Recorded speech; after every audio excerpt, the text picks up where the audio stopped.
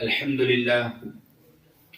لله وكفى وسلام على عباده الذين اصطفى أما بعد فأعوذ بالله من الشيطان الرجيم بسم الله الرحمن الرحيم اقرأ باسم ربك الذي خلق الإنسان من علق اقرأ وربك الأكرم الذي علم بالقلم. وقال النبي صلى الله عليه وسلم خيركم من تعلم القرآن وعلمه.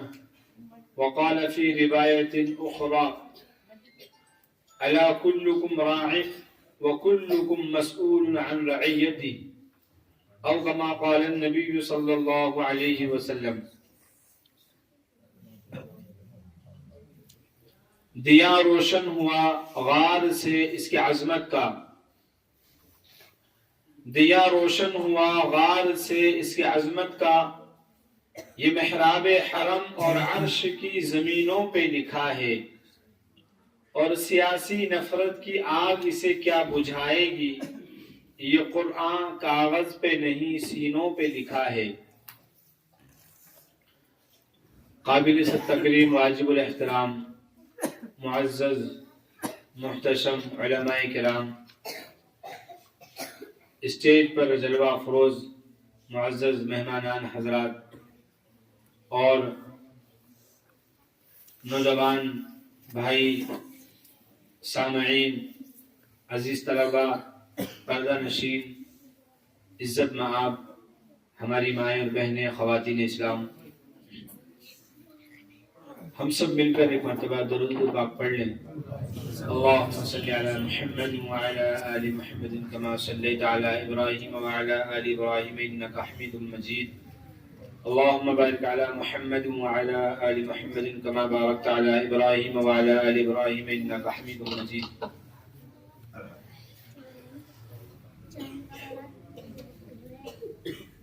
معزز حضرات، اللہ تعالیٰ نے آج اس بستی کے اندر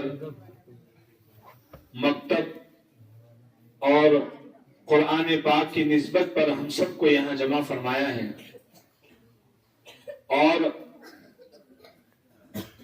قرآن پاک اور مکاتب اسلامیہ یہ دونوں چیزیں ایسی ہیں جن میں ایک دوسرے کا انتظام ہے اور ایک دوسرے کے لیے لازم اور ضروری ہیں.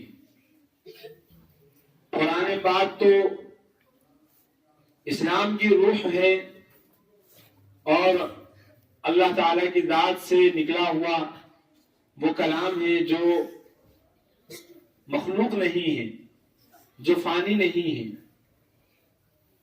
ازل سے ہے اور ابد تک رہے گا، کیونکہ قرآن یہ اللہ کی صفت ہے، یہ مخلوق نہیں ہے.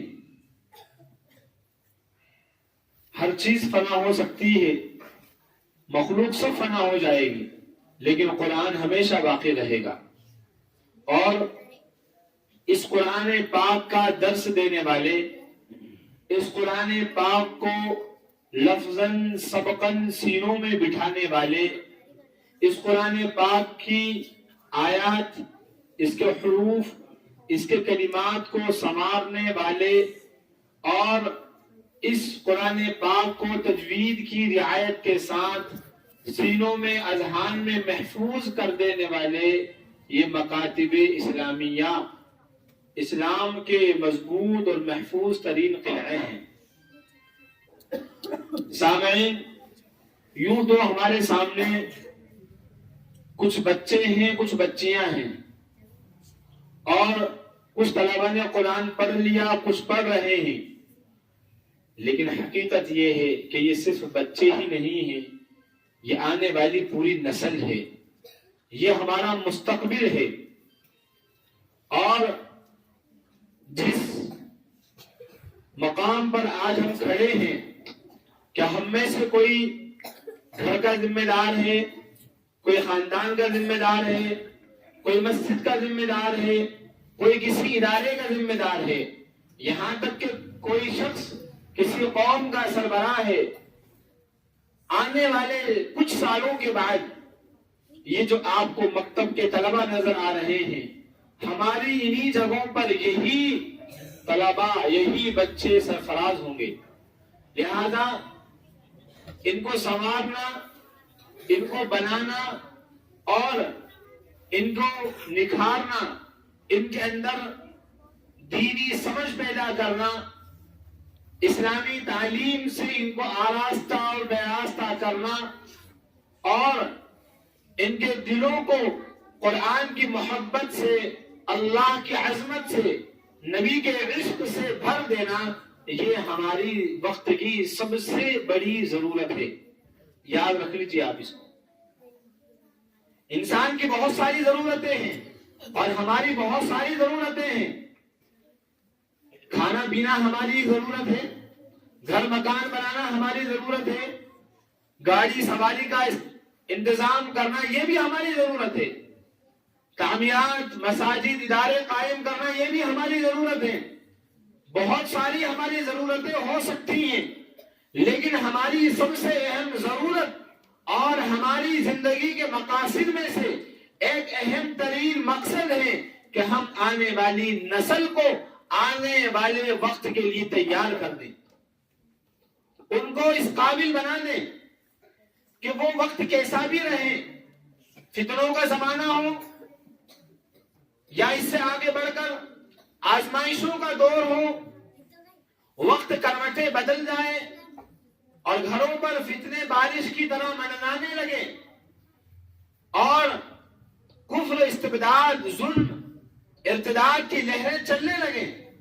لیکن اس سب کے باوجود ہماری نئی نسل، نیو جنریشن، آنے والی نسل تمام حالات میں ایمان کا دیا لے کر،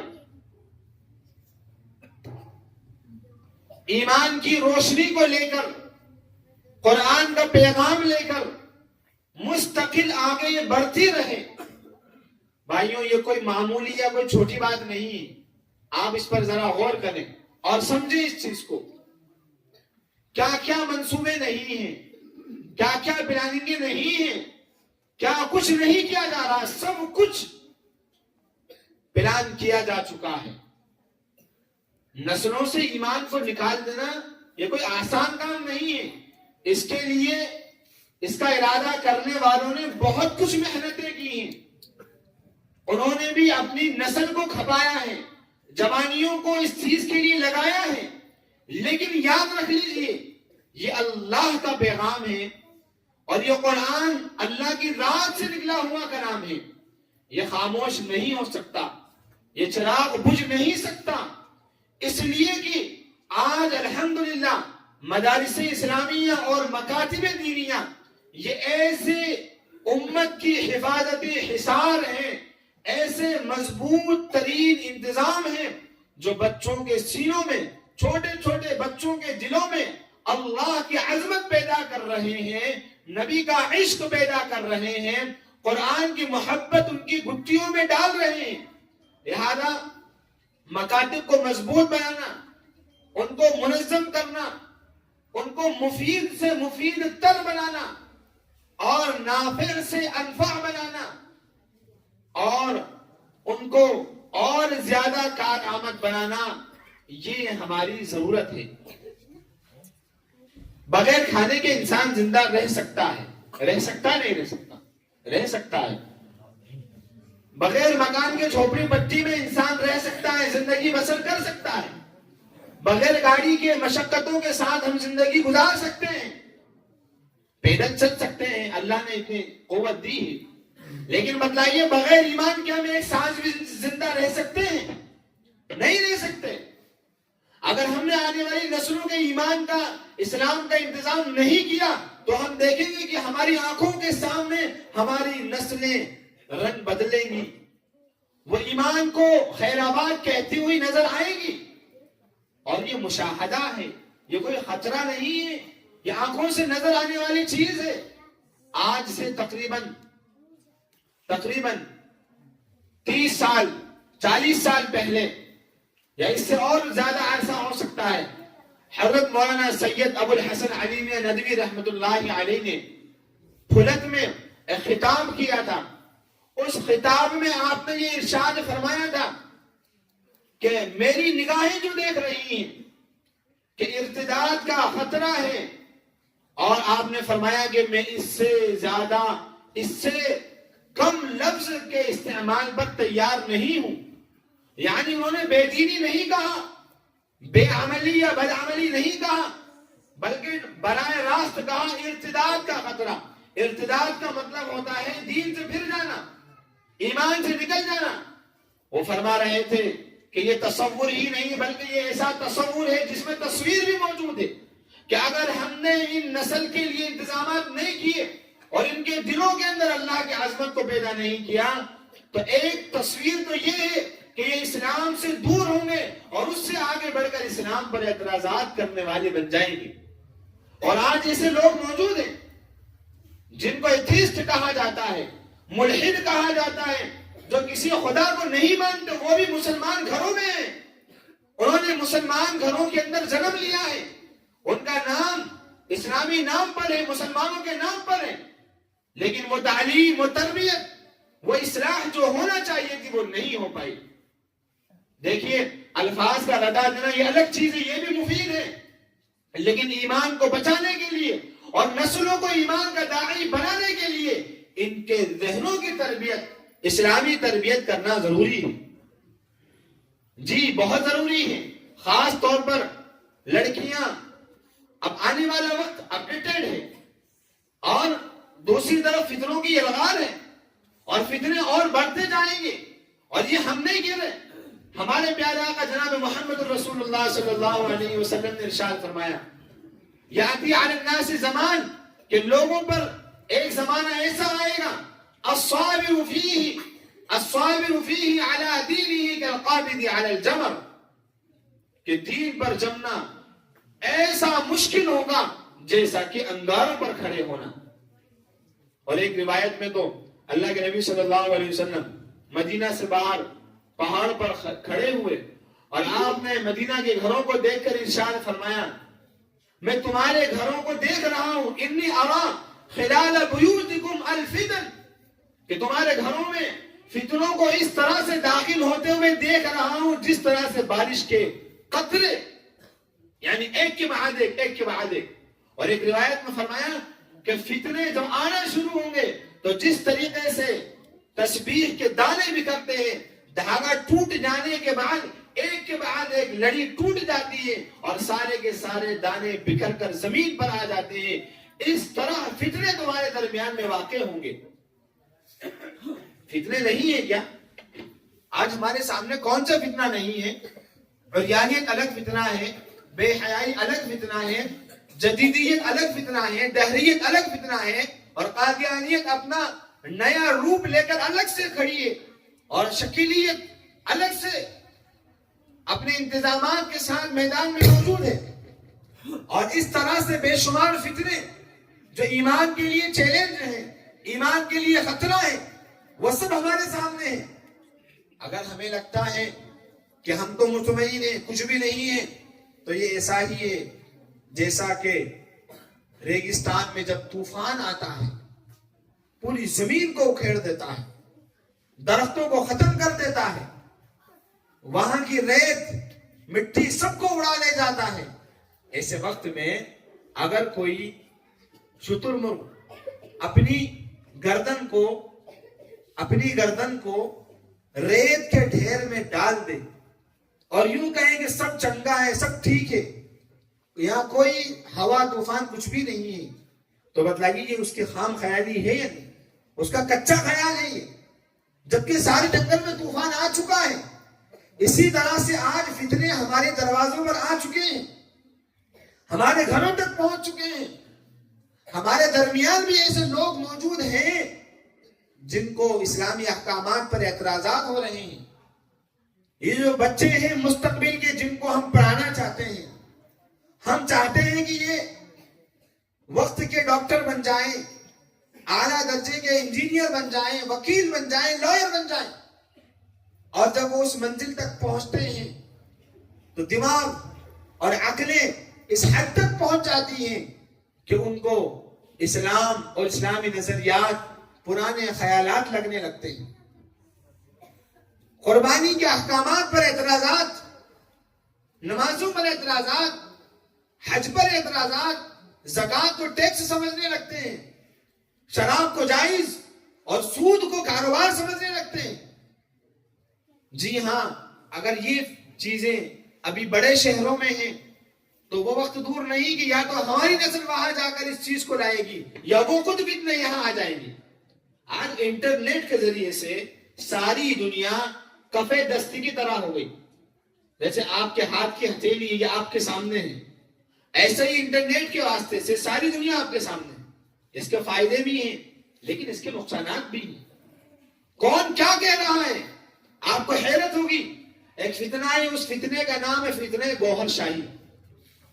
کسی کو پتہ نہیں کہ یہ کون سا فتنہ ہے، لیکن نوجوان اس فتنے کے داعیوں کو سنتے ہیں۔ ایک شخص ہے جس کا نام ہے یونس الگوہر، نوجوان اس کو سنتے بھی ہیں، اس کو اپنے اسٹیٹس پر لگاتے ہیں، اس کو لائک بھی کرتے ہیں۔ فتنہ انجینئر علی مرزا ایک کمرے میں بیٹھ کر اسلام کے غلط تشریحات کر رہا ہے، اپنے طور پر مسائل اور احکام بدلا رہا ہے۔ اس طرح کے کئی ایسے لوگ ہیں۔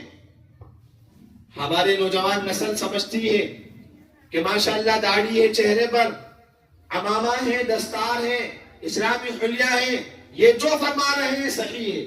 امام صاحب تو حافظ جی ہیں، ان کو کیا سمجھ میں آتا ہے، یہ اتنے بڑے یوٹیوبر، ان کے اتنے فالوور، یہ انسٹاگرام پہ اتنے فیمس، یہ جو کہہ رہے ہیں یہ صحیح ہے، انہوں نے یہ مسئلہ بتایا یہ صحیح ہے۔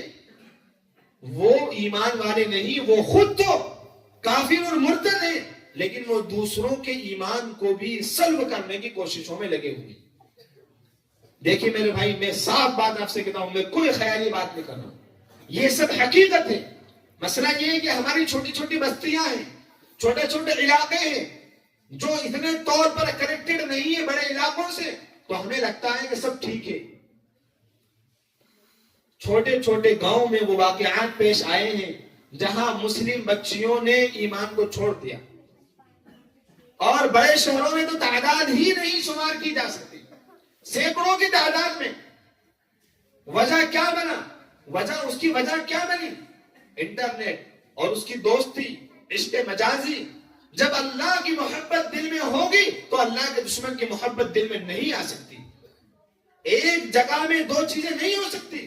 اگر آپ کسی دودھ والے کے پاس دودھ لینے جائیں گے برتن لے کر کے، اور اس کے سامنے برتن پیش کریں گے کہ اس میں دودھ ڈال دیجئے، لیکن اس برتن کے اندر کوئی غلاظت موجود ہو، پاخانہ لگا ہوا ہو، تو وہ کہے گا جناب اس کو صاف کر لیجئے، اس کے بعد اس میں دودھ لیجئے ورنہ یہ دودھ بھی خراب ہو جائے۔ ایسے ہی ہوگا۔ اسی طرح سے ہمارے دل دنیا کی محبت، عشق مجازی سے، بدنگاہی سے گندے، اور اس کے بعد ہم اللہ کی محبت لینے جائیں گے تو وہ اللہ کی محبت ملے گی؟ نہیں ملے گی۔ تو بچپن سے ہی بچے یہ خواب بسانے لگتے ہیں۔ چنانچہ یہ واقعات بے شمار طریقے پر سامنے آئے، اور ارتداد کی لہر چلی اور چل رہی ہے، وہ تھمی نہیں ہے۔ یہ منصوبہ بند طریقے پر ہو رہا ہے۔ جس طریقے سے اگر ایک شخص، ایک مرد پڑھتا ہے تو دین دروازے تک آتا ہے، ایک فرد پڑھتا ہے، اور جب ایک بچی پڑھ جاتی ہے، ایک خاتون دیندار بن جاتی ہے، تو ایک تو دین گھر کے اندر تک جاتا ہے، اور دوسری بات یہ کہ دین نسلوں تک جاتا ہے۔ فرد، ایک مرد پڑھا، فرد پڑھا، لیکن خاتون پڑھی تو ایک نسل پڑھ جاتی ہے، اس کا ڈیولپمنٹ ہوتا ہے، اس کے بچوں کی وہ تربیت ہوتی ہے۔ اس کا الٹا لے لیجئے، ایک شخص بے دین ہوتا ہے تو وہ اپنی ذات تک بے دین رہے گا، لیکن جب ایک بچی بے دین ہوتی ہے تو اس کی پوری نسل بے دین ہو جاتی ہے۔ اگر ایک بچی دین سے مرتد ہو جاتی ہے، ایمان سے نکل جاتی ہے، تو اس کی پوری نسل ایمان سے نکل جائے گی۔ آج بھی ایسے مسئلے ہیں ہمارے سامنے، مسئلے آتے ہیں کہ صاحب وہ شادی کر لی تھی غیر کے ساتھ، اب وہ بچے ہیں ان کو مکتب میں پڑھانا چاہتے ہیں، یا یہ کہ مسلمان مرد تھا غیر مسلم سے شادی کر لی۔ ہمارے سامنے مسئلے آئے، کیا کیا جائے؟ بھئی ہم نے کہا ٹھیک ہے، کوشش تو یہ کیجیے کہ یہ دونوں بھی مسلمان ہوں، لیکن اگر بچے اسلام پڑھنا چاہتے تو ان کو تو پڑھایا جائے۔ میرے بھائی، اس لیے مکاتب کو منظم کرنا، ہر بچے کی مکتب میں حاضری ہونا، اور پوری محنت کے ساتھ جفا کشی کے ساتھ ان پر محنت کرنا یہ ہمارے لیے وقت کا سب سے بڑا ہمارا کام ہے اور ہماری یہ ضرورت ہے. ورنہ تو ہمارے گھروں کے اندر فتنے داخل ہو جائیں گے, ہمیں اندازہ تک نہیں ہوگا. پہلے کے زمانے میں اگر کوئی شخص قرآن کے آیت کے تعلق سے یا قرآن کے بارے میں کچھ کہہ دیتا تھا یا کسی کے سامنے آپ حدیث بیان کریں اور وہ کوئی جواب دے دیتا تھا تو یہ بہت بڑی غلطی مانی جاتی تھی.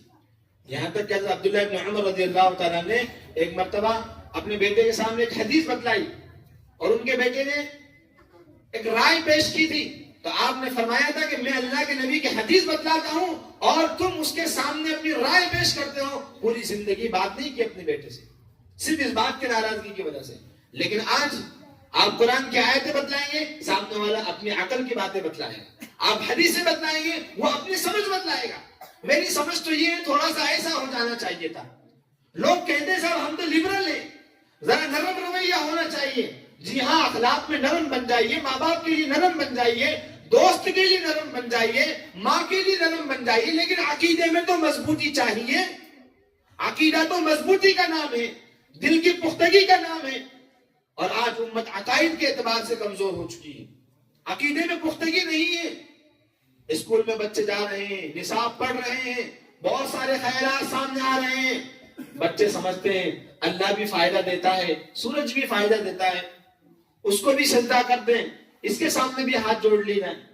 سورج کی پرستش ہو جاتی ہے. سوریہ نمسکار کا سسٹم پورا نصاب پورا سلیبس داخل کر دیا گیا. دیوی دیوتاؤں کی عظمت ڈال دی گئی دلوں کے اندر, ایسے ایسے سبق بنا کر کے دے دیے گئے. آپ بتلائیے اگر ہم نے محنت نہیں کی تو ہم تو اپنے قبروں میں چلے جائیں گے, لیکن یہ ہماری نسلیں کس کس در پر جھکتی پھرے گی, کہاں کہاں اپنی مرادیں مانگتی پھرے گی. اور میں یہ بات بالکل مشاہدے کی بات کہہ رہا ہوں. کئی جگہوں کو ایسا دیکھا ہے, آپ دیکھ لیجئے, کوئی بابا ہو, کوئی ایسی جگہ ہو جو لوگوں کو جھاڑ پھونک کرتا ہو, مسلمان یہ دیکھتے نہیں کہ بھئی یہ ایمان والا ہے یا غیر ایمان والا. اس کو یہ لگ رہا ہے کہ میری بیماری بہت بڑی ہے اور اس بیماری کو صحیح کرنے کے لیے ایمان کی دیوار کو ختم کر دیا اس نے. اس کو لگ رہا ہے میری تکلیف بہت بڑی ہے. ایسے لوگوں کے پاس جو تنتر پڑھ رہے ہیں, منتر پڑھ رہے ہیں, کفریہ شرکیہ کلمات شیطانوں سے مدد لے کر کے, اور پھر وہ جھاڑ پھونک کر رہے ہیں اور ہم اپنی ضرورت کے لیے وہاں پہنچ رہے ہیں. ایسا ہو رہا ہے کہ نہیں ہو رہا؟ یہ سب ایمان کے عقیدے کی کمزوری کی علامت ہے. عقیدہ اتنا اہم ہے کہ اللہ نے عقیدے کے محل دل کو بنایا ہے, اور اشارہ یہ ہے کہ دل سب سے آخر تک کام کرتا ہے. اگر ہاتھ پیر زخمی ہو جائیں تو جسم کام کرے گا, ہاتھ پیر کٹ بھی جائے تو جسم کام کرے گا, لیکن اگر دل زخمی ہو جائے تو جسم کام کرنا بند کر دے گا.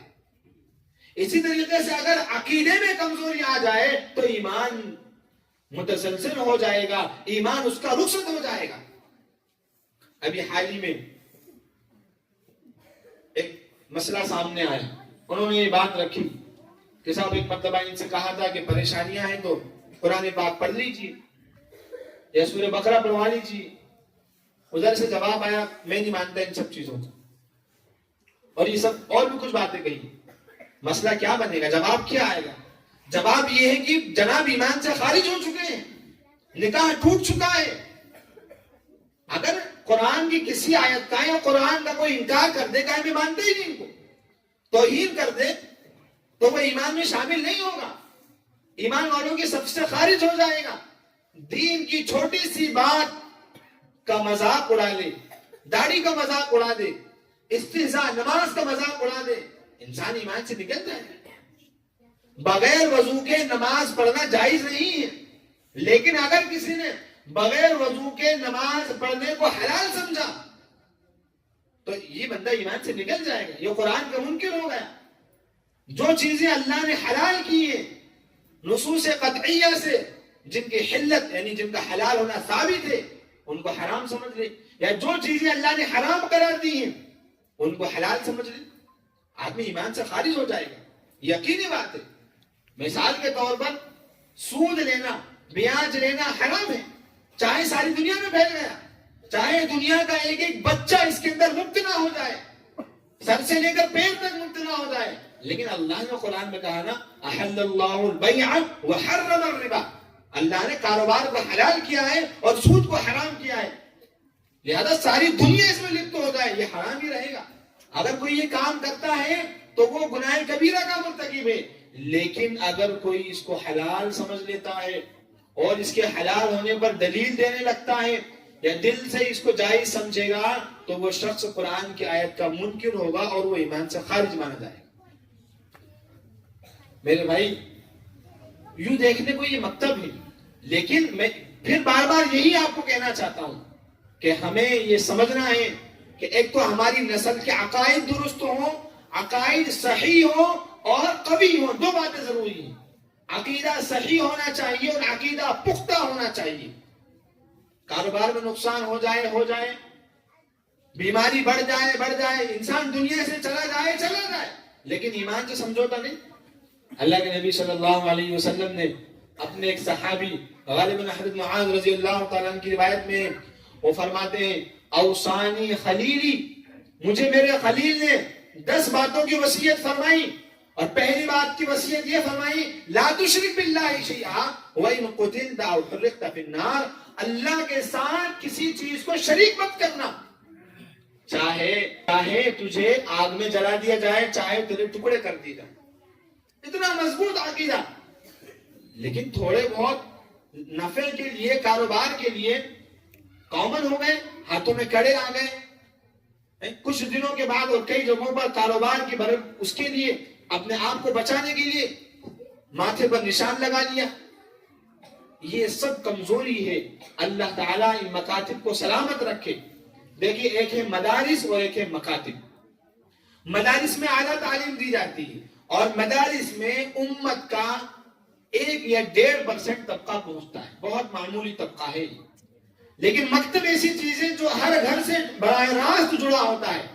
اس لیے ہر گھر کا مکتب سے جوڑ ہونا اور ہر گھر کا بچہ مکتب میں آنا یہ لازمی اور ضروری ہے.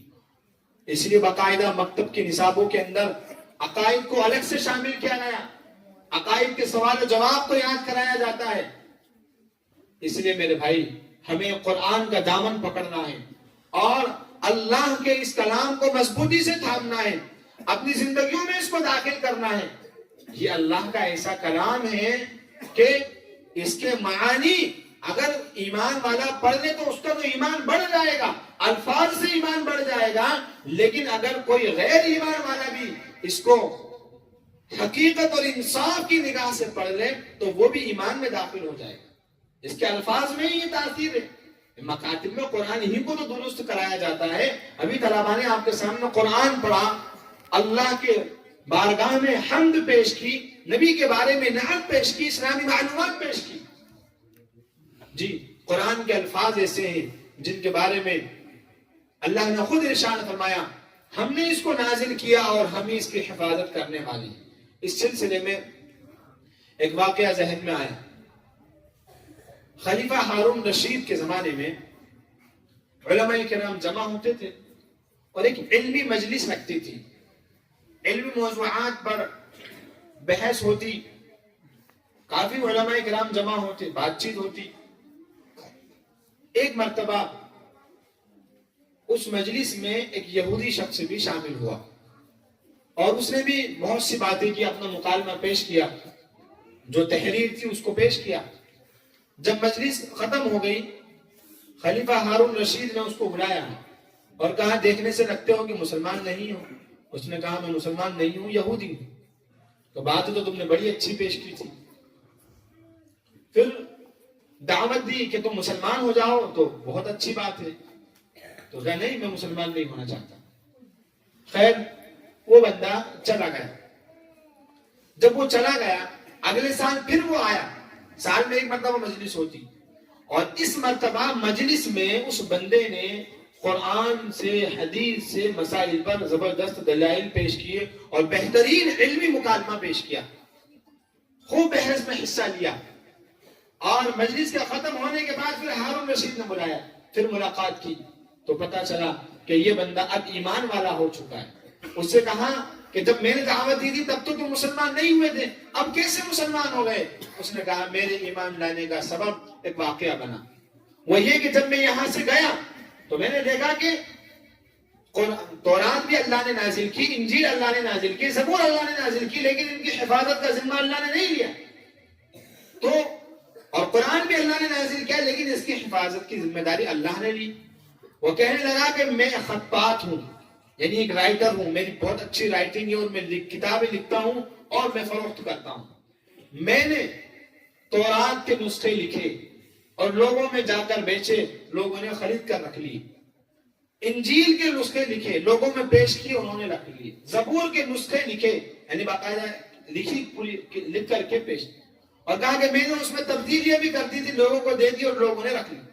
کہا میں نے قرآن کے ساتھ بھی یہی کیا، قرآن میں نے لکھے اور اس میں کچھ آیتوں کو آگے پیچھے کچھ حروف کی تبدیلی کر کے اور میں اس کو گیا اور میں نے ان کو فروخت کرنا شروع کیا۔ کہا جن جن لوگوں نے وہ قرآن لیے سب نے یہ کہہ کر واپس کر دیا کہ یہ اپنی اصلی حالت پر نہیں ہے، اس میں تبدیلی ہوئی ہے، اس میں رد و بدل ہوا ہے۔ چنانچہ میں سمجھ گیا کہ یہ واقعی اللہ کا قرآن ہے اور اس کی حفاظت کی ذمہ داری اللہ تعالیٰ نے لی ہے، اور یہی میرے ایمان لانے کا سبب بن گیا۔ چنانچہ میں نے کلمہ پڑھ لیا، لا الہ الا اللہ محمد الرسول اللہ، اور میں ایمان میں داخل ہو گیا۔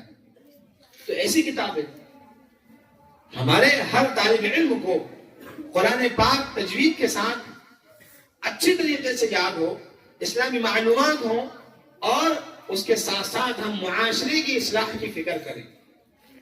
ایک تو بچوں کا دین ہے جو مکتب میں پڑھایا جاتا ہے، ایک بڑوں کے لیے ہمیں انتظامات کرنے چاہیے کہ بڑے بھی پڑھیں، ان کے لیے بھی تعلیم بالغات کا انتظام ہو۔ خواتین کے لیے، بڑی خاتون کے لیے کوئی خاتون ایسی ہو، معلمہ ہو، جو خواتین کو پڑھا دیا کریں، روزانہ نہیں تو ہفتے میں ایک مرتبہ پڑھا دیا کریں۔ بڑوں کے لیے انتظام ہو، دور دراز جو بستیاں ہیں، جو گھر ایسے ہیں جو گاؤں آبادی سے باہر کنویں پہ بس گئے، وہاں رہتے ہیں 2 گھر 3 گھر، اور ان تک دین کی تعلیم ان کے بچوں تک نہیں پہنچ رہی، ان کی بھی فکر کرنا یہ ہماری ذمہ داری ہے، تاکہ وہ بھی دین سے محروم نہ رہیں۔ اور جتنی ذمہ داری مردوں کی ہے اتنی ہی ذمہ داری خواتین کی بھی ہے۔ ہمیں فکر کرنا چاہیے، اللہ نے ہمیں یہ اولاد عطا فرمائی، یہ نسلیں عطا فرمائی، اور اللہ نے قرآن پاک کے اندر ارشاد فرمایا، یا ایھا الذین آمنوا قوا انفسکم واہلیکم نارا وقودها الناس والحجارہ علیہا ملائکۃ غلاظ شداد لا یعصون اللہ ما امرهم ویفعلون ما یؤمرون۔ اے ایمان والو، اے ایمان والو، تم خود اپنی ذات کو، اپنے آپ کو جہنم کی آگ سے بچاؤ، اور اپنے گھر والوں کو، اہل خانہ کو بھی جہنم کی آگ سے بچاؤ، اس کا انتظام کرو، اس کی فکر کرو، اس کی کوشش کرو، جہنم سے بچاؤ۔ نارا، کیسا جہنم ہے یہ، اس کی آگ کیسی ہے؟ وقودها الناس والحجارہ، کہا اس کا ایندھن، ایندھن مطلب آگ کو سلگانے کے لیے، اس کو جلانے کے لیے شروع میں جو لکڑیاں یا جو چیزیں استعمال کی جاتی ہیں اس کو ایندھن کہا جاتا ہے۔ کہا اس آگ کا ایندھن انسان اور پتھر ہوں گے، اور اس جہنم پر جو فرشتے مقرر ہوں گے، وہ فرشتے کوئی رحم دل فرشتے نہیں ہوں گے۔ آپ سمجھیں کہ فرشتے تو نور کے بنے ہوتے ہیں، اور وہ جب ہمارے درد کو، تکلیف کو دیکھیں گے تو جیسے انسان کو رحم آ جاتا ہے، اس طریقے سے فرشتے رحم کھا جائیں گے، اور رحم کھا کر کے واپس ہمیں جنت میں بھیج دیں گے۔ کہا نہیں، علیہا ملائکۃ غلاظ، وہ سخت فرشتے ہوں گے، شداد، مضبوط ہوں گے، ان کو کوئی ہرا نہیں سکتا، ان کے بعد سے کوئی بھاگ نہیں سکتا۔ لا یعصون اللہ ما امرهم، وہ پل جھپکنے کے برابر بھی اللہ کے حکموں کی نافرمانی نہیں کرتے۔ ہمیں اپنے آپ کو اور اپنی نسلوں کو دہکتی ہوئی جہنم کی آگ سے بچانا ہے، اور خاص طور پر ماں اور بہنوں کو بڑا کردار ادا کرنا ہے۔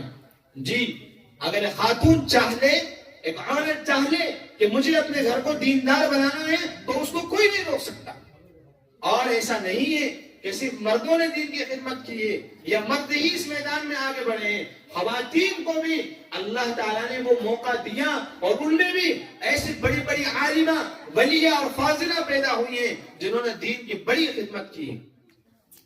آپ دیکھ لیں سیدہ عائشہ صدیقہ رضی اللہ تعالی عنہ صحابہ فرماتے تھے ان کے حضرت ابوبکر صدیق کے گھرانے کا ہم پر بہت بڑا احسان ہے، دین کے بہت سارے احکام ان کے گھر والوں کی وجہ سے نازل ہوئے۔ حضرت عائشہ صدیقہ رضی اللہ تعالی عنہ کا ہار گم گیا تھا، تیمم کی آیتیں نازل ہوئی۔ وہ واقعہ عفق آپ نے سنا ہوگا، ایک جگہ رکے، قافلہ رکا، حضور پاک صلی اللہ علیہ وسلم اور بہت سارے صحابہ کے نام ساتھ میں تھے، ایک جگہ رکے کہ نماز وغیرہ پڑھ لی جائے، ٹھہرے، اور نکلنے کا وقت ہوا۔ جب نکلنے لگے تو حضرت عائشہ صدیقہ رضی اللہ تعالی عنہ نے عرض کیا، حضور میرا ہار گم گیا ہے، اسی وجہ سے اس کو واقعہ ہار گم گیا ہے، واقعہ عقد بھی کہا جاتا ہے۔ چنانچہ اس ہار کی تلاش میں تلاش کرتے رہے، سب صحابہ نے تلاش کیا، وہ ہار نہیں ملا، یہاں تک کہ صبح کا وقت قریب آ گیا اور نماز کا وقت نکلنے کے قریب ہو گیا۔ حضرت عائشہ حضرت ابوبکر صدیق رضی اللہ تعالی عنہ کی بیٹی اور حضور پاک صلی اللہ علیہ وسلم کی زوجہ محترمہ تھی۔ حضور پاک صلی اللہ علیہ وسلم آرام فرما رہے تھے، آپ کا سر حضرت عائشہ صدیقہ رضی اللہ تعالی عنہ کی گود میں رکھا ہوا تھا۔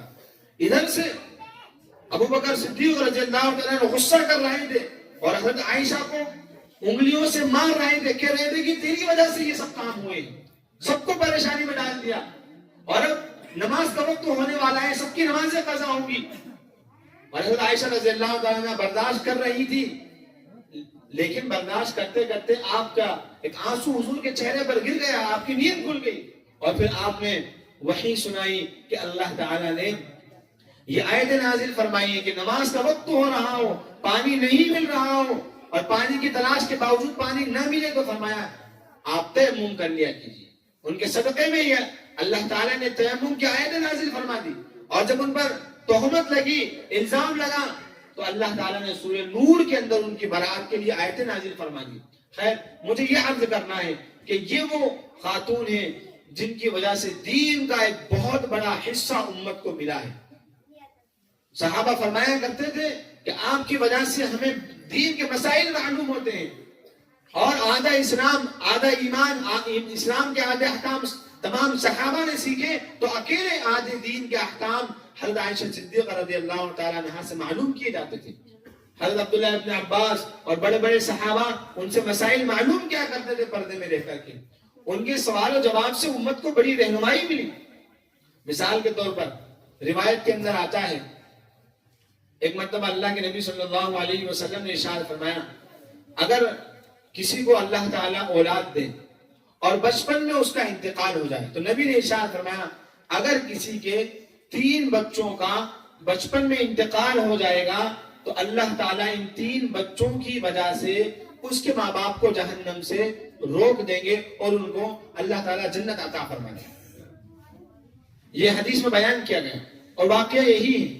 ایک روایت میں، دوسری روایت میں آتا ہے کہ جو بچے بچپن میں یعنی نابالغی کی حالت میں دنیا سے چلے جاتے ہیں، کل قیامت کے دن اللہ کے دربار میں موجود ہوں گے، اور ماں باپ اگر بدعملی کی وجہ سے اللہ کے دربار میں فیصلہ کر دیا گیا اور وہ جہنم میں لے جانے کا فیصلہ ہو گیا، فرشتے ان کو لے کر چلیں گے، بیچ میں چھوٹے بچے آ جائیں گے، فرشتوں کے سامنے اڑ جائیں گے کہ نہیں، ہمارے ماں باپ کو ہم جہنم میں نہیں جانے دیں گے۔ فرشتے کہیں گے تمہیں نہیں پتا، ان کے بہت الٹے سیدھے کام تھے، انہوں نے بہت گناہ کیے۔ فرشتے کہیں گے ہم کچھ نہیں، وہ بچے کہیں گے ہم نہیں جانتے، ہم نے تو کوئی گناہ نہیں کیا، ہم ان کو نہیں جانے دیں گے۔ یہاں تک کہ ان بچوں کے اصرار کی وجہ سے وہ فرشتے اللہ کے دربار میں پہنچیں گے، اللہ سے عرض کریں گے اے اللہ یہ بچے مانتے ہی نہیں۔ اللہ کے سامنے بھی وہ بچے اصرار کریں گے، اللہ ہمارا تو کوئی گناہ نہیں ہے نا، انہوں نے گناہ کیے لیکن ہمیں تو تکلیف ہو رہی ہے، ہم ہمارے ماں باپ کو جہنم میں نہیں جانے دیں گے۔ اللہ تعالیٰ ان بچوں کے اصرار کی وجہ سے ان کے ماں باپ کی مغفرت فرما کر ان کو جنت میں داخل فرما دیں گے۔ تو جب اللہ کے نبی نے یہ حدیث ارشاد فرمائی، حضرت عائشہ رضی اللہ تعالیٰ عنہ نے سوال کیا، یا رسول اللہ 3 بچوں پر یہ فضیلت ہے، اگر کسی کے 2 بچوں کا انتقال ہو جائے، فرمایا اگر 2 کا انتقال ہو جائے تب بھی اللہ تعالیٰ اس کے ماں باپ کو جنت عطا فرما دیں گے۔ اب دیکھیے خاتون کی ذہانت، اور ان سے امت کو کتنا فائدہ پہنچا۔ انہوں نے پھر سوال کر لیا، یا رسول اللہ اگر کسی کے 1 بچے کا انتقال ہو تو اس کے لیے کیا حکم ہے؟ اللہ کے نبی صلی اللہ علیہ وسلم نے ارشاد فرمایا اگر ایک بچے کا بھی انتقال ہو جائے بچپن کے اندر تو اللہ تعالیٰ اس کے ماں باپ کے لیے جنت واجب کر دیتے ہیں۔ اور یہاں تک فرمایا کہ اگر بچہ باہر بھی نہیں آئے لیکن بچہ مکمل خلقت والا ماں کے پیٹ میں بن چکا تھا، یعنی 4 ماہ سے زیادہ کا ہو چکا تھا، اس کے بعد اس بچے کا اسقاط ہو گیا تو یہ بھی کامل بچے میں شمار کیا جائے گا، اور اس کی وجہ سے بھی اللہ تعالیٰ اس کے ماں باپ کی مغفرت فرما دیں گے۔ باپ بتلائیے خاتون کے ساتھ جب یہ مسئلہ پیش آ جائے یا کسی باپ کے چھوٹے بچے کا انتقال ہو جائے تو اس کو کتنا صدمہ لگتا ہے، اور یہ حدیث جب وہ سن لیتا ہے تو اس کو تسلی مل جاتی ہے کہ کل قیامت کے دن میری بخشش کا مغفرت کا سامان ہوگا۔ اور یہ سب حضرت عائشہ صدیقہ رضی اللہ تعالیٰ عنہ خاتون تھی، ان کے سوال کی وجہ سے ہوا۔ ایسی بے شمار خواتین گزری ہیں، رابعہ بصریہ کا نام آپ نے سنا ہوگا، ایسی نیک نام خاتون تھی کہ حسن بصری کو بھی نصیحت فرما دیا کرتے تھے۔ حسن بصری اس امت کے تابعین کے طبقے میں بہت بڑے اور بہت پائے کے بزرگ گزرے ہیں، جو پانی پر نمازیں پڑھ لیا کرتے تھے۔ اور ایک مرتبہ یہ پہنچی ان کے دروازے پر اور دیکھا کہ حسن بصری گھر پر موجود نہیں ہے، کسی مسئلے کی دریافت کے لیے، تو پتا چلا کہ جنگل میں چلے جاتے ہیں، وہاں پانی کے پاس بیٹھ کر عبادت کرتے ہیں۔ اصل میں پانی ہوتا ہے اور سناٹا ہوتا ہے تو اللہ کے ذکر کے اندر اور زیادہ لذت بڑھ جاتی ہے، کیونکہ پانی بھی اللہ کا ذکر کرتا ہے، صاف ستھرا پانی۔ لیکن جب یہ وہاں پہنچی تو وہ پانی کے اوپر مصلی بچھا کر نماز پڑھ رہے تھے۔ حضرت رابعہ بصریہ نے دیکھا کہ ولی ہیں اور باہر نکل کر کے امت سے یعنی لوگوں سے الگ ہو گئے اور اپنی عبادت میں مست ہیں۔ حالانکہ حکم یہ ہے کہ اسلام میں یہ نہیں کہ آپ اپنے کمرے میں بیٹھ کر عبادت کیجئے اور لوگوں کو آپ کی ضرورت پڑے یا لوگوں کو آپ کے علم کی ضرورت پڑے اور آپ جنگلوں میں نکل جائیں عبادت کے لیے۔ اسلام میں یہ پسندیدہ طریقہ نہیں ہے۔ لوگوں کے بیچ میں رہ کر ان کی ضرورتوں کو دیکھنا، ان کے مسائل کو سلجھانا، یہ وقت کے علماء کا کام ہوتا ہے، نیک لوگوں کی یہ ذمہ داری ہوتی ہے۔ چنانچہ انہوں نے سمجھا کہ مجھے ان کو نصیحت دینا ہے، انہوں نے بھی اللہ سے دعا مانگی۔ اب تو وہ پانی پر نماز پڑھ رہے تھے مصلی بچھا کر کے۔ حسن بصری پانی میں نہ مصلی ڈوب رہا تھا نہ بھیگ رہا تھا، یہ کرامت تھی، اللہ کے بڑے ولی تھے۔ حسن بصری کو جب یہ دیکھا تو رابعہ بصریہ نے بھی ہوا کے اندر ان کے اوپر جا کر کے مصلی ہوا میں موجود ہے اور وہاں پر نماز ادا کی۔ جب حسن بصری نے دیکھا کہ کوئی خاتون مصلی پر نماز پڑھ رہی ہے اور وہ ہوا میں ہے تو ان کو لگا کہ یہ مجھے نصیحت کے لیے کیا جا رہا ہے اور یہ تو مجھ سے بھی زیادہ بڑی اللہ والی ہے۔ ان کو تنبہ ہوا اور پھر وہ باہر آئے تو رابعہ بصریہ نے ان کو سمجھایا کہ دیکھو آپ کو اللہ نے ولی بنایا، اپنی محبت سے نوازا ہے، کرامت دی ہے، اللہ نے آپ کو پسند فرمایا ہے، اس کا یہ مطلب نہیں کہ آپ لوگوں کو چھوڑ دیں اور ایک طرف ہو جائیں، بلکہ لوگوں کے بیچ میں رہیے، عام انسانوں کی طرح رہیے، عام لوگوں کی طرح سے رہیے۔ اور یاد رکھیے اللہ نے اگر آپ کی پکار کو فرش تک عرش تک بلایا ہے تو آپ فرش پر رہ کر کے اللہ سے عرش تک اپنی بات کو پہنچائیے، لوگوں سے کٹ کر یا الگ ہٹ کر کے نہیں۔ تو یہ وہ خاتون تھی جنہوں نے حسن بصری کو بھی نصیحت فرمائی۔ ایسا نہیں ہے کہ خاتون ولی نہیں بن سکتی، وہ نیک نہیں بن سکتی۔ خواتین نے اور مردوں نے بھی ان کے ذمہ ڈال دیا کہ تمہارا کیا کام ہے، گھر میں رہو، کھانا بناؤ، برتن دھو، کپڑے لتے، اور اسی میں تمہاری زندگی تمام۔ شادی بیاہ آ جائے، اچھے خوبصورت مہنگے سستے کپڑے نئے آ جائیں، جوڑے نئے آ جائیں اور کچھ کھانے پکانے کا معاملہ ہو جائے، بس یہاں پر زندگی ختم نہیں۔ میرے بھائی یہ تو ضرورت ہے، مقصد یہ ہے کہ ایک نئی نسل کی دینی اسلامی تربیت کی جائے، یہ ہے اصل ضرورت۔ ایک مرتبہ حضرت عائشہ صدیقہ رضی اللہ تعالی عنہا نے اپنے بھانجے حضرت عروہ کو بلوایا اور بلا کر ان سے کہا کہ یہ کچھ صدقہ ہے، فلانی جگہ ایک شخص رہتے ہیں، بزرگ آدمی ہیں، غریب ہیں، آپ ان کو یہ صدقہ دے کر کے آ جاؤ۔ اور یہ نصیحت فرمائی کہ اکیلے جانا، خاموشی سے جانا، اور وہ سو رہے ہوں گے ان کی چار پائی کے نیچے رکھ کر آ جانا، نہ ان کو جگانا، نہ ان سے میرا سلام کہنا اور واپس آ جانا۔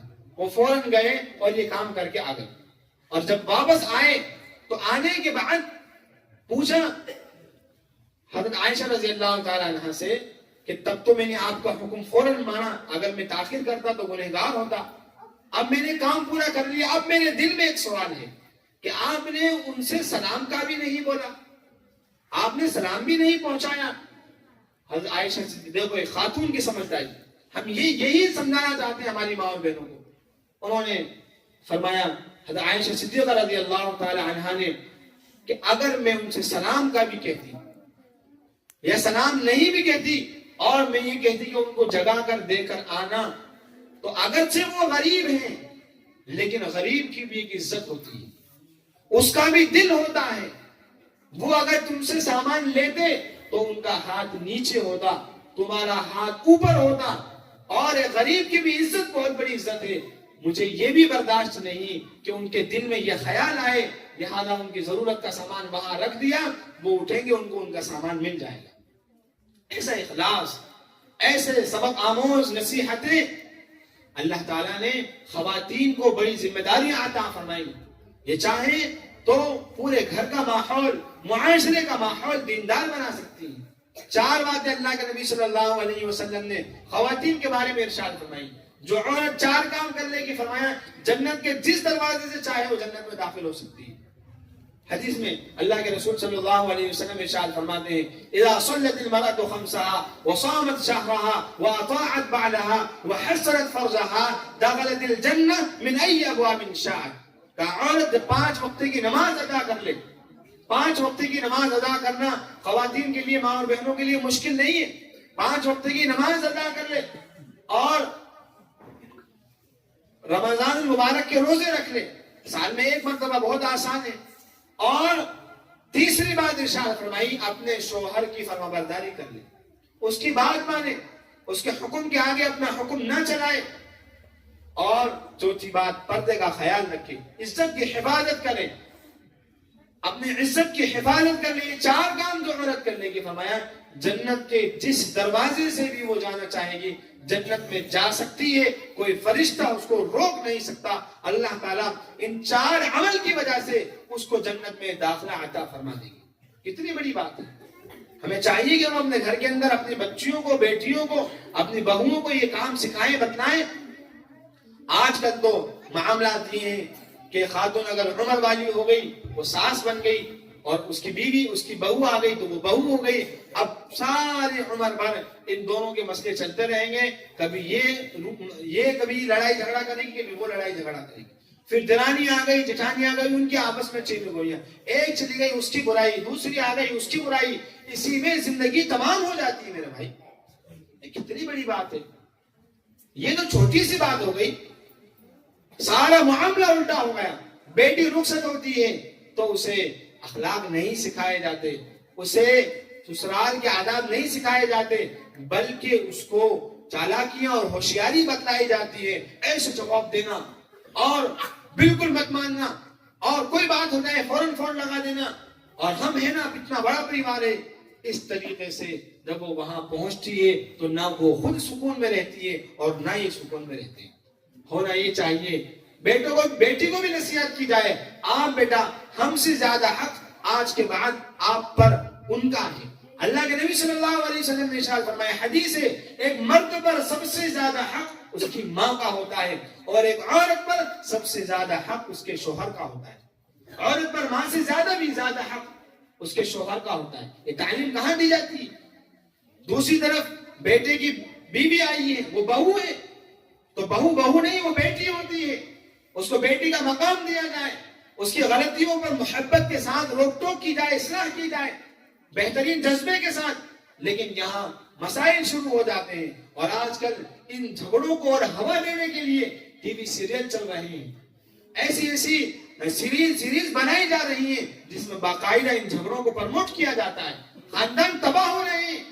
بیٹی کی شادی ہوئی، 4 سال نہیں گزرے طلاق کے مسائل سامنے، 2 بچے ہو گئے طلاق کے مسائل سامنے، معاشرہ بکھرتا جا رہا ہے۔ میرے بھائیوں، ہم سب کی یہ ذمہ داری ہے کہ ہم آگے بڑھیں، معاشرے کی اس بھڑکتی ہوئی آگ کو بجھائیں، اور اس کے بعد ایک ایسی نسل تیار کریں جس کے دل میں ایمان ہو، تقوی ہو، اللہ کی محبت ہو، للہیت ہو، اخلاص ہو، اور دین کے لیے قربانی دینے کا، دین کے لیے مر مٹنے کا جذبہ ہو۔ یہ جذبہ اس کے اندر پایا جائے، میری زندگی کا مقصد تیرے دین کے سرفرازی، میں اسی لیے مسلمان، میں اسی لیے نمازی۔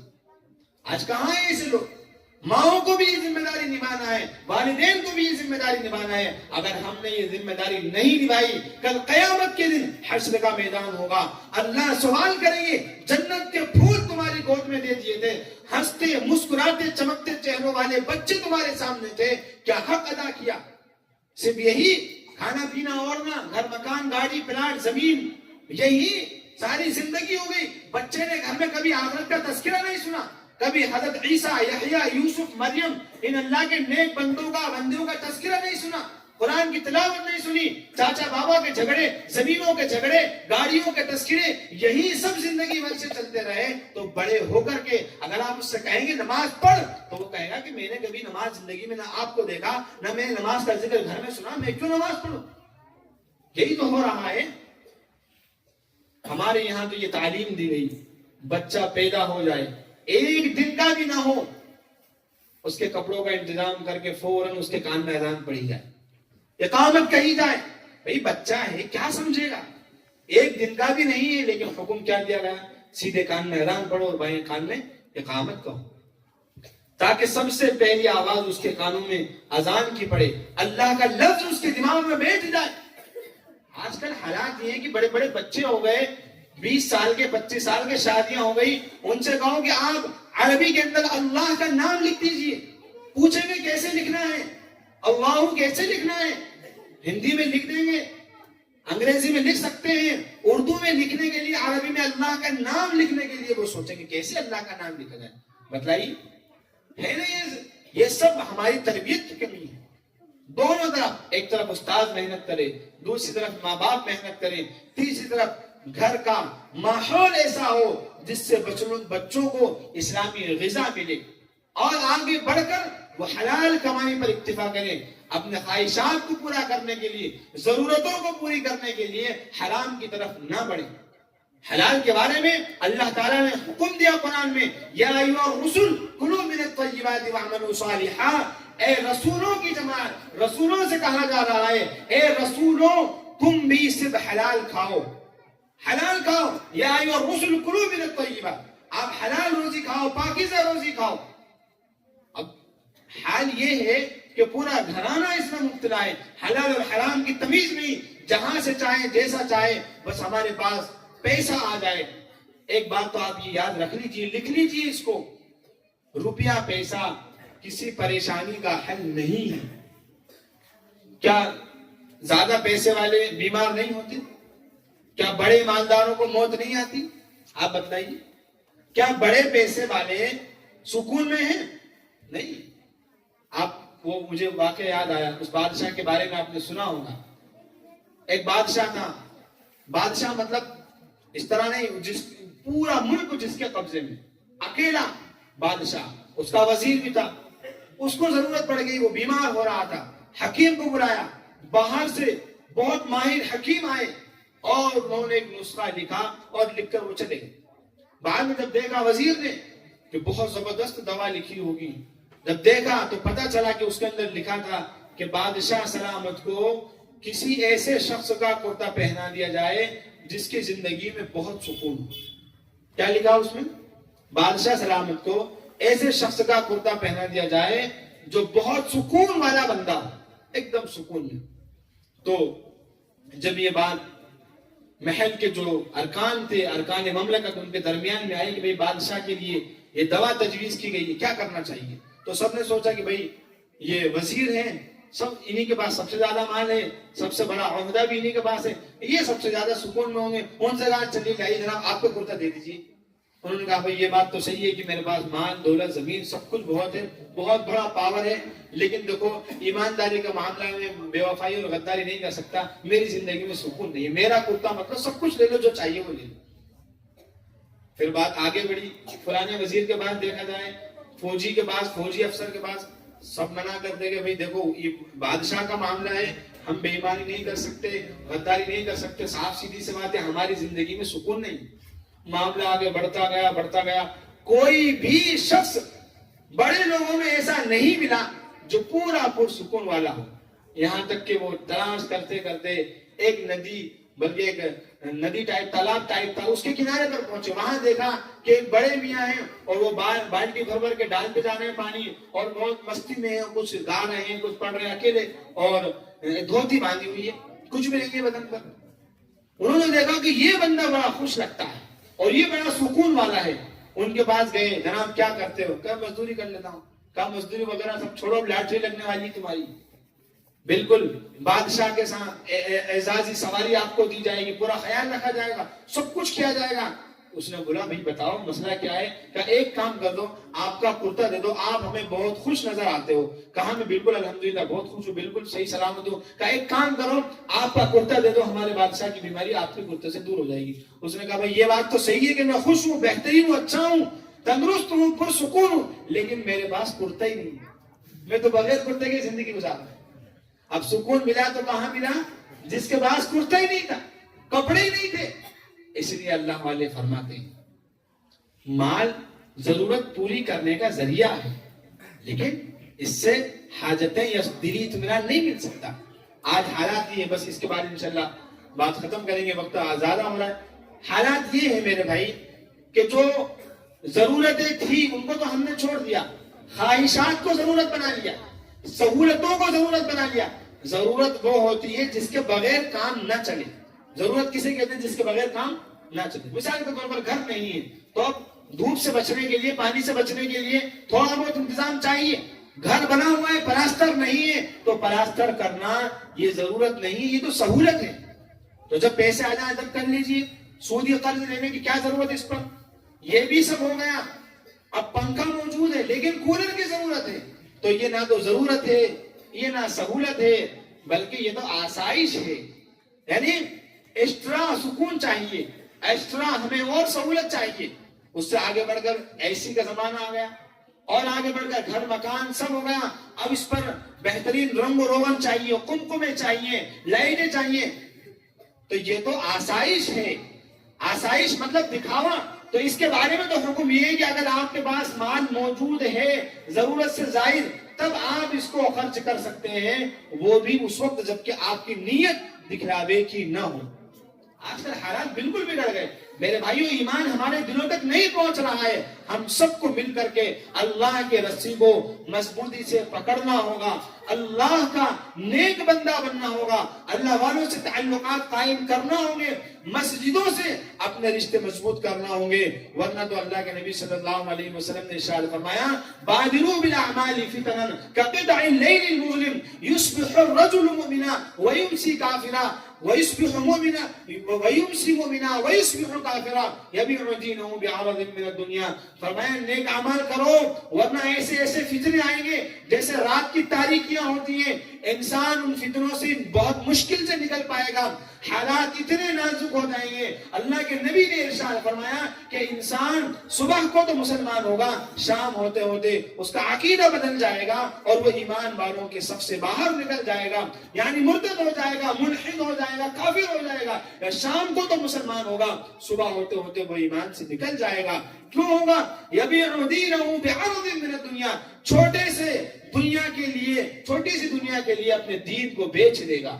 جب خواہشات دل میں گھر کر جاتی ہیں, سہولت کے عادی بن جاتے ہیں, اب زندگی اتنی پرتعیش ہو گئی, اتنی سہولت والی ہو گئی کہ مشکلات برداشت نہیں کر پاتے. اب جب مشکلات کی پھٹکار آتی ہے اور مشکلات کی مار پڑتی ہے تو انسان اللہ سے شکوے شکایتیں کرتا ہے, وہ صبر نہیں کرتا, مباویلہ کرتا ہے. یہاں تک کہ بعض لوگ اللہ کی ذات پر سوال اٹھا دیتے ہیں کہ اگر اللہ ہے تو پھر ہمیں مشکل میں کیوں, ہم پر ظلم کیوں ہو رہا ہے؟ بھائی یہ اللہ کی تقدیر ہے, اللہ کا نظام ہے, اللہ آزماتا ہے, اچھے حالات سے بھی برے حالات سے بھی. بخاری مسلم کی روایت ہے, اللہ کے نبی صلی اللہ علیہ وسلم نے ارشاد فرمایا مومن کا معاملہ بڑا اچھا ہے. عجبا لامر المؤمن, اللہ کے نبی مسکرائے کہ مومن کا معاملہ بہت اچھا ہے. ان اصابته سراء شکر فکان خیرا له وان اصابته ضراء صبر فکان خیرا له, کہ مومن کو اگر خوشحالی پہنچتی ہے, نعمت ملتی ہے, اللہ کا شکر ادا کرتا ہے, یہ بھی اس کے حق میں بہتر ہے. اور مومن کو اگر تکلیف پہنچ جاتی ہے تو وہ اس پر صبر کر لیتا ہے، یہ بھی اس کے حق میں بہتر ہے، اور یہ معاملہ مسلمان کے علاوہ کسی اور کے لیے نہیں ہے۔ یہ حدیث میں فرمایا ہے، اور کوئی کیا صبر کرے گا؟ لیکن ایمان والے کو تو صبر والا اور شکر والا بننا چاہیے، نعمتوں کی حالت میں شاکر اور مصیبتوں کے وقت میں وہ صابر بن جائے۔ اللہ کے نبی صلی اللہ علیہ وسلم نے ایک روایت میں ارشاد فرمایا، حضرت ابو ہریرہ راوی ہیں، فرمایا بادروا بالاعمال سبعا، 7 چیزوں کے اندیشے سے پہلے نیک اعمال کر لو۔ هل تنتظرون الا فقرا منسیا او غنى مطغیا او مرضا مفسدا او هرما مفندا او الدجال فشر غائب ينتظر او الساعة فالساعة ادھا وامر۔ 7 چیزوں کے آنے سے پہلے نیک اعمال کر لو۔ کون کون سی؟ نمبر 1 ارشاد فرمایا اللہ کے رسول صلی اللہ علیہ وسلم نے فرمایا کہ تم نیک اعمال کر لو، کیا تمہیں انتظار ہے ایسے فقر کا جو سب کچھ بھلا دے گا؟ یعنی ابھی اللہ نے 2 روٹی 2 بوٹی دی ہے، کپڑے گھر مکان دیے، آپ سمجھ رہے ہو کہ تھوڑا مالدار بن جاؤں، تھوڑا بینک بیلنس جمع ہو جائے، 2-4 لاکھ روپے اکاؤنٹ میں آ جائیں، اس کے بعد نیک بنوں گا، عمرے پہ جاؤں گا وہاں سے نیک بن کر آؤں گا، حج پہ جاؤں گا وہاں سے داڑھی رکھ کر آؤں گا۔ فرمایا هل تنتظرون الا فقرا منسیا، انتظار ہے تمہیں کہ بھلا دینے والا فقر تمہارے پاس آ جائے۔ کون جانتا ہے آنے والا وقت کیسا آ جائے؟ جو امیر تھے، جو رئیس تھے، وہ آج گداگر بن گئے اور لوگوں کے در در پر روٹی مانگنے لگے۔ هل تنتظرون الا فقرا منسیا او غنى مطغیا، یہ اگر آج آپ مالدار نہیں، آپ غریب ہیں، تو آپ کو انتظار ہے کہ میں بڑا مالدار بن جاؤں، تو وہ مالداری تو سرکشی میں مبتلا کر دے گی۔ مال جب آئے گا، گل چھرے اڑانے لگیں گے، شادیوں میں فضول خرچیاں ہوں گی، بے وجہ تقریبات منعقد کی جائیں گی، ضرورت سے زیادہ پیسہ مال خرچ کیا جائے گا۔ فرمایا هل تنتظرون الا فقرا منسیا او غنى مطغیا، یا فرمایا او مرضا مفسدا، یا تمہیں ایسی بیماری کا انتظار ہے جو جسم کو بیکار کر دے گی۔ آج تندرستی ہے، آج وقت ہے، آج صحت ہے، سب کچھ اللہ نے دیا ہے، ہم انتظار کر رہے ہیں ذرا تھوڑا سا جوانی ڈھل جائے، بڑھاپا آ جائے، تو نبی نے ارشاد فرمایا تمہیں ایسے بڑھاپے کا انتظار ہے جو جسم کو بیکار کر دیتا ہے، ایک ہڈی بچنے لگتی ہے، دانت کھل جاتے ہیں، داڑھی میں ہاتھ ڈالو تو بہت سارے بال ہاتھ میں آ جاتے ہیں، انسان کا پیر کانپنے لگتے ہیں، ہاتھ کو کبانے لگتے ہیں، منہ تک لقمہ لے جانے میں کئی مرتبہ اندیشہ ہوتا ہے کہ لقمہ گر جاتا ہے۔ کہا اس وقت کا تمہیں انتظار ہے، الا فقرا منسیا او غنى مطغیا او مرضا مفسدا، آپ کو انتظار ہے ایسی بیماری کا کہ آپ ایسے بیمار ہو جاؤ کہ جسم بیکار ہو جائے، یا ایسے بڑھاپے کا انتظار ہے کہ نہایت کمزور ہو جاؤ، یعنی ان چیزوں کا انتظار مت کرو۔ اور آج وقت ہمیں یہ بات بتلا رہا ہے کہ مرنے کے لیے بڑھاپا ضروری نہیں ہے، انسان جوانی میں نکل رہے ہیں، ہلکا سا کا کیا ہوا سائلنٹ اٹیک آیا، کیا ہوا دماغ کی نس پھٹ گئی، کیا ہوا بی پی بڑھ گیا، ہائی پریشر ہو گیا، اور اس کی وجہ سے دل کی نسیں پھٹ گئی، تو کیا ہوا کہ سائلنٹ اٹیک آ گیا۔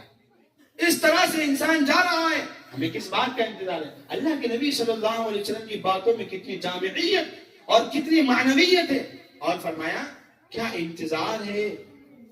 انتظار ہے تمہیں موت کا، جو موت تمہاری عقلوں کو ختم کر دے گی، یا تمہیں انتظار ہے دجال کے آنے کا؟ فرمایا اب الدجال فشر غائب ينتظر، تو دجال ایسی خطرناک چیز ہے، یعنی ایسا خطرناک فتنہ ہے کہ جتنی بھی چیزیں پوشیدہ ہیں ان تمام پوشیدہ چیزوں میں دجال سب سے بڑی برائی ہے۔ فشر غائب ينتظر اب الساعة فالساعة ادھا وامر، یا تمہیں انتظار ہے قیامت کا، تو قیامت بڑی سخت چیز ہے، ہلا دینے والی، مٹا دینے والی، فنا کر دینے والی، نہ زمین نہ پہاڑ نہ آسمان نہ دریا نہ سمندر، کوئی چیز باقی نہیں رہے گی، اللہ سب کو ملیا میٹ کر دیں گے۔ القارعہ ما القارعہ وما ادراک ما القارعہ یوم یکون الناس کالفراش یوم یکون الناس کالفراش المنفوش مبسوط، یعنی اور فرمایا کہ پراگندہ تجلیوں کی طرح انسان ہو جائیں گے، اور پہاڑ ایسے ہو جائیں گے جیسے روئی کے گالے۔ کس چیز کا انتظار ہے؟ الحاقہ ما الحاقہ وما ادراک ما الحاقہ، کھڑکھڑا دینے والی، انسانوں کی عقلوں کو جھنجھوڑ دینے والی، میرے بھائی کوئی چیز معمولی نہیں ہے، کوئی چیز معمولی نہیں ہے. دجال کا فتنہ بھی عن قریب آنے کو ہے. دجال کے فتنے کے بعد یاجوج ماجوج کا فتنہ ہے. اسی طریقے سے اس دور میں خروج عیسیٰ یعنی نزول عیسیٰ علیہ السلام اور ظہور مہدی کا مسئلہ ہے. یہ سب ایک الگ الگ باب ہے، لیکن ان فتنوں کی دستکیں آ رہی ہیں. آخری پیغام یہ ہے کہ ہم ایمان کے اس روشنی کو، ایمان کے اس چراغ کو مضبوط کریں، کندھے سے کندھا ملائیں اور آگے بڑھیں، اور بچوں کے لیے مضبوط انتظام کریں. ہر وہ بچہ جو مکتب میں جاتا، جو اسکول جاتا ہے، وہ مکتب آنا چاہیے. دیکھو اس بات پہ بات ختم ہو جائے گی. ہمارے یہاں ایک یہ رواج بھی ہے کہ بچیاں تو ماشاءاللہ بڑی بڑی پڑھنے آتی ہیں، لیکن بچہ جب 8 سال 9 سال یا 10 سال کا ہو گیا، 11 کا ہو گیا، اب تو وہ بوس بن جاتا ہے. بوس بن جاتا ہے، چھٹی لینے آتا ہے بچوں کی، مکتب میں تو آتی. اور 12-15 سال کا ہو گیا تو اب تو وہ امام صاحب کو ڈرانے آ جائے گا کہ صاحب پڑھائی نہیں ہو رہی ٹائم پہ، کیا کر رہے ہو بتاؤ. جبکہ علماء نے یہ کہا ہے جس عمر تک بچہ، جس عمر تک اسکول جاتا ہے، اسی عمر تک اس کو مکتب بھی آنا چاہیے. چاہے روزانہ نہ آئے، کسی دن آ جائے، سنڈے کلاسز ہو جائیں، ہر سنڈے کو پڑھائی ہو جائے ان کی، ہفتے میں 1 گھنٹہ بیٹھ جائیں، آدھا گھنٹہ بیٹھ جائیں، جڑے تو رہیں، رشتہ تو قائم رکھیں، رشتہ تو نہ توڑیں بھائی، ناتا تو قائم رہیں. ورنہ پتا چلا کہ شکیلیوں کے ہاتھ میں چلے گئے، قادیانیوں کے ہاتھ میں چلے گئے، گوہر شاہیوں کے ہاتھ میں چلے گئے، یا ملحدین ایتھسٹ کے ہتھے چڑھ گئے اور وہ سارا ایمان جو تھا وہ سب کچھ لے کر کے چلے گئے. اسی لیے اس بات کی بھی آپ فکر کیجیے. الحمدللہ آپ کا جذبہ، آپ کا جوش، آپ کی محبت ایمانی، آپ کا جو جذبہ ہے یہ نہایت قابل قدر ہے. محبت کی نگاہوں سے ہم نے دیکھا اللہ نے آپ کو زندہ دل بنایا، غیور مسلمان بنایا، اور یہ آپ کے چہرے اس بات کی گواہی دے رہے ہیں. لیکن ہمیں اپنی نسل کو اس سے زیادہ تیار کرنا ہے. ہمارا وقت اتنا خطرناک نہیں تھا، لیکن آنے والی نسلوں کا جو وقت ہوگا، جو ٹائم پیریڈ ان کا ہوگا، وہ نہایت خطرناک ہو سکتا ہے. فتنوں کی بھرمار ہو سکتی ہے، ایمان کے لٹیرے گھر تک، بستر تک آ سکتے ہیں. لہذا ان کے ایمان کی حفاظت کے لیے ہمیں ان کے ایمان کو مضبوط کرنا اور ان کو دینی تعلیم ان کے دلوں کے اندر سیسا پلائی ہوئی دیوار کی طرح مضبوط کر دینا، یہ ہمارے وقت کی بہت بڑی ضرورت ہے. میں نے کافی کچھ وقت لے لیا. اللہ تعالیٰ جو کچھ کہا گیا ہے اس کو قبول فرمائے. ہماری ماؤں بہنوں کی بھی اس میں بڑی محنت ہوتی ہے، وہ بھی جلسہ سماعت کر رہی ہیں. بڑی بڑی بچیاں ہوتی ہیں، اور بچوں کو مکتب پہنچانے میں یا اسکول پہنچانے میں سب سے بڑا کردار ان کی ماؤں کا ہوتا ہے. سردیوں میں صبح سے اٹھ کر ان کے لیے انتظامات کرنا، ان سب پر اللہ تعالیٰ ان کو اجر ثواب دیتے ہیں. یہاں تک لکھا ہے کہ کھانا بنانے پر، گھر کی جھاڑو دینے پر بھی اللہ تعالیٰ ان کو جہاد کا ثواب عطا فرماتے ہیں، کیونکہ ان کے ذمہ وہی کام ہے. اگر وہ نمازیوں کی تیاری میں کرتے ہیں، نمازیوں کے کپڑے وہ دھوتی ہیں، نمازیوں کے لیے وہ کھانے کا انتظام کرتی ہیں، تو اللہ تعالیٰ ان کا ثواب ان کو بھی عطا فرمائے گا اور ان کو بھی دے گا. اور اللہ کے ثواب میں، اللہ کے خزانے میں کوئی کمی نہیں ہے. اس لیے مرد اور عورت، بچے اور بچیاں، جوان اور بوڑھے، سب کے سب مل کر اس بات کا عہد کریں کہ انشاءاللہ اللہ کے دین کو ہم اپنی زندگیوں میں زندہ کریں گے. کرو انشاءاللہ اپنے دین کو، اللہ کے دین کو اپنی زندگیوں میں زندہ کریں گے، اور مرتے دم تک، آخری سانس تک کلمہ لا الہ الا اللہ محمد رسول اللہ کے اقرار کے ساتھ اور اس پر عمل کرتے ہوئے زندگی گزاریں گے، اور اسی کے ساتھ ہم آخری سانس لیں گے. اللہ تعالی عمل کی توفیق عطا فرمائے. آمین. وآخر دعوانا الحمدللہ رب العالمین.